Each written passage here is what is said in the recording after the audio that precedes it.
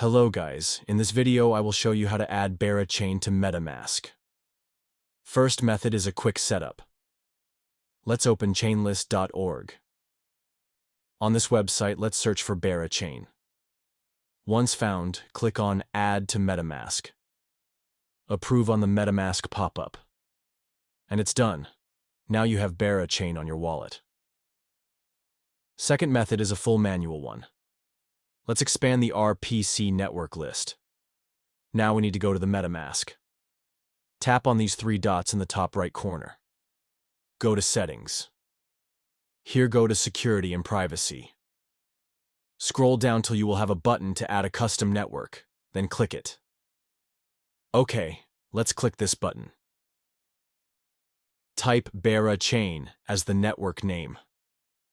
Now back to Chainlist, and let's copy one of the most stable RPC by clicking on it. Click on Add a URL, and then the button under it. Here you have to paste it, and click Add URL. Now, as you can see, chain ID is 80,094, and currency symbol is Bera. So let's type both.